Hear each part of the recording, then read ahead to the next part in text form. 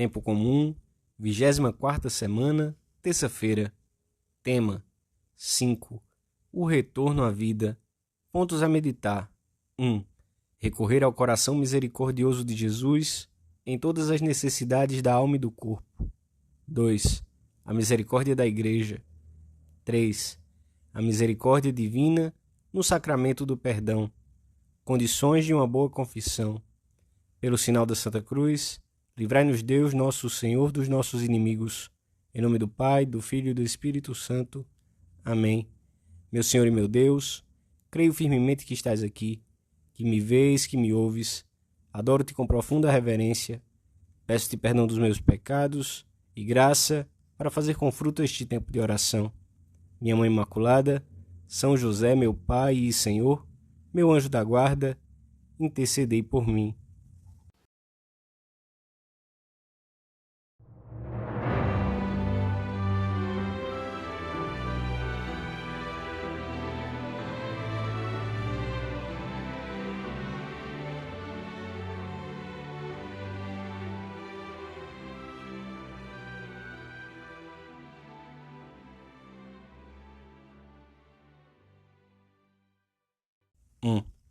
Jesus dirigia-se a uma pequena cidade chamada Naim, acompanhado dos seus discípulos e de uma grande multidão. Ao entrar na cidade, encontrou-se com um grupo numeroso de pessoas que levavam para ser enterrado um defunto, filho único de uma mulher viúva, e é muito provável que se detivesse esperando que o cortejo fúnebre passasse. Então, olhando para a mãe, moveu-se de compaixão para com ela. Os evangelistas referem em muitas ocasiões esses sentimentos do coração de Jesus quando depara com a desgraça e o sofrimento. Nunca se desvia deles. Ao ver a multidão, escreve São Mateus, relatando outro episódio semelhante, Jesus compadeceu-se das multidões, porque eram como ovelhas sem pastor.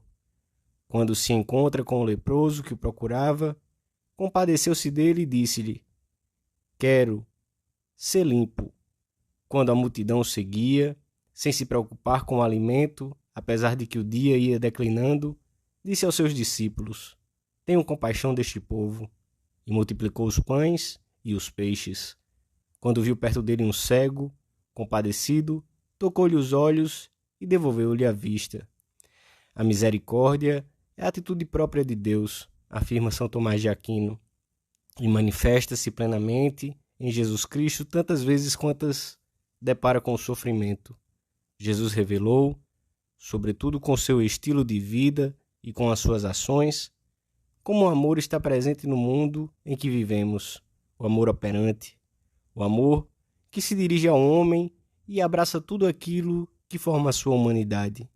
Esse amor faz-se notar especialmente no contato com o sofrimento, a injustiça, a pobreza, no contato com toda a condição humana histórica, que manifesta de vários modos as limitações e a fragilidade, tanto físicas como morais, do homem. Todo o Evangelho, mas especialmente as passagens que nos mostram o coração misericordioso de Jesus, devem mover-se a recorrer a Ele nas necessidades da alma e do corpo. Ele continua no meio dos homens e somente espera que nos deixemos ajudar. Senhor, ouve a minha oração e chegue a Ti o meu clamor. Não me escondas o Teu rosto no dia da minha angústia. Inclina para mim o Teu ouvido. Quando eu Te invocar, ouve-me prontamente. Recitam os sacerdotes na liturgia das horas de hoje. E o Senhor, que nos escuta sempre, vem em nosso auxílio, sem se fazer esperar.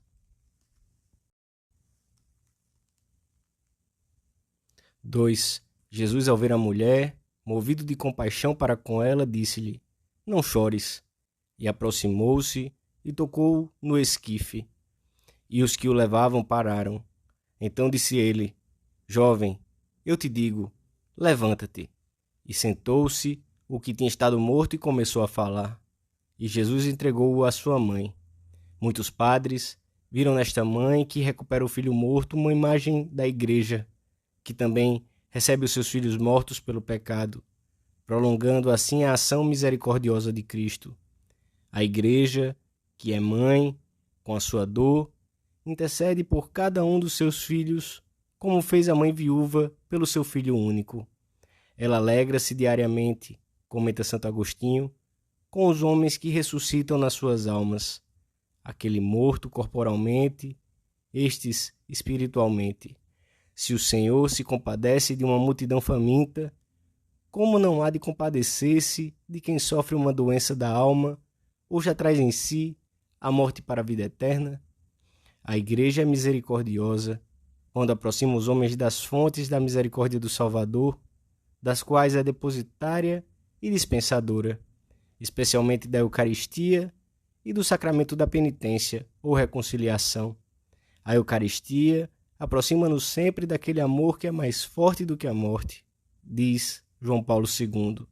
E o sacramento da penitência, continua o Papa, aplana o caminho a cada homem, mesmo quando está sobrecarregado com graves culpas. Neste sacramento, todos os homens podem experimentar de modo singular a misericórdia, isto é, aquele amor que é mais forte do que o pecado. É Jesus que passa novamente pelas nossas ruas e cidades e se apieda dos males de que padece esta humanidade enferma, que se apieda, sobretudo, dos homens vergados sob o peso do único mal absoluto que existe, o pecado. A Sagrada Eucaristia é a fonte de fortaleza, como é o alimento em relação ao corpo. Conta-se que, nos tempos antigos, um rei enviou de presente a um vizir árabe a espada que lhe tinha servido para vencer inúmeras batalhas. O agraciado quis experimentá-la no primeiro combate em que entrou, mas, com grande surpresa sua, saiu derrotado. Mandou então dizer ao rei que estava decepcionado, ao que o rei respondeu: eu te mandei a minha espada, mas não o meu braço. A Sagrada Comunhão é o braço de Deus.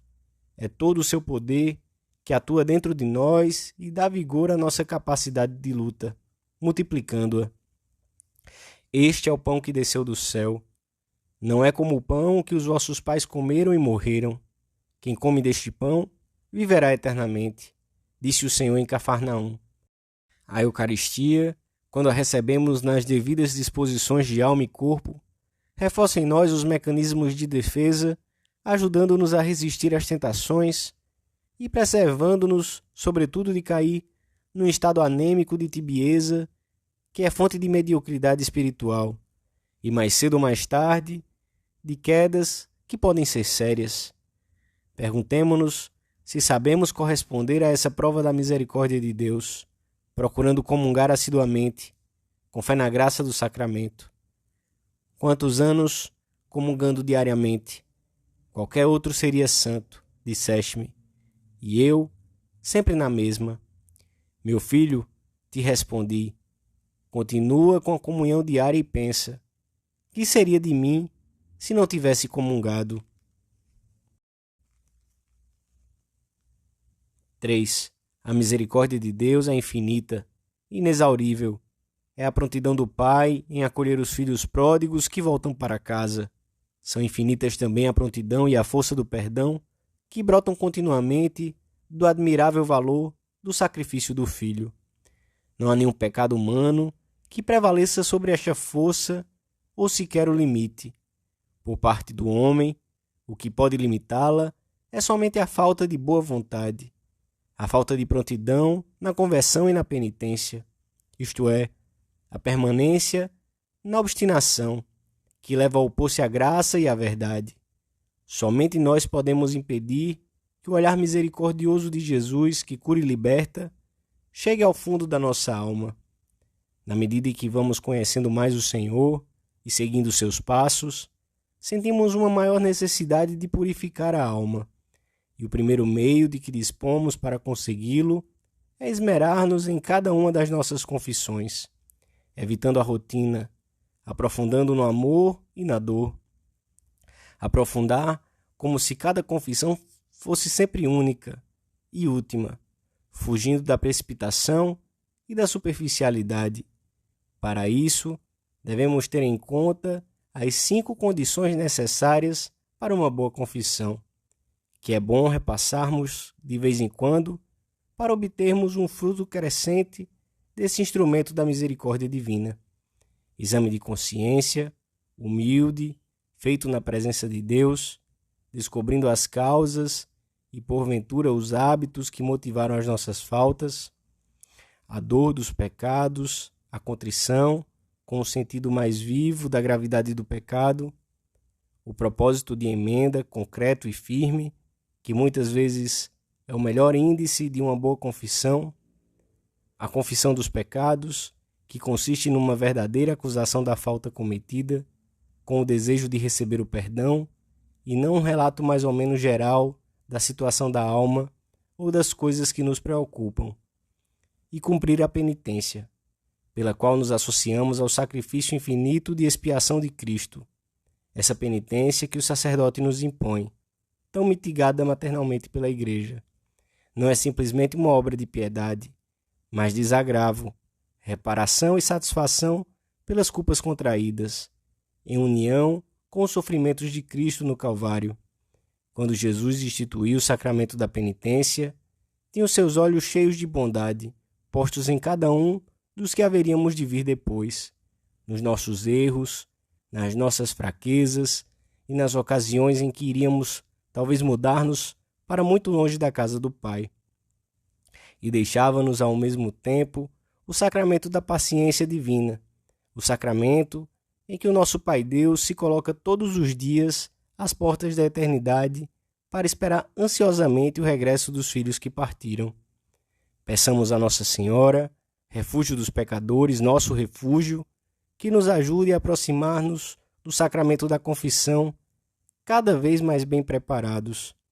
E pensemos também na grande obra de misericórdia que levamos a cabo quando conseguimos que um amigo, um parente ou um conhecido recobre ou aumente, pela recepção deste sacramento, a vida sobrenatural da sua alma. Dou-te graças, meu Deus, pelos bons propósitos, afetos e inspirações que me comunicaste nesta meditação.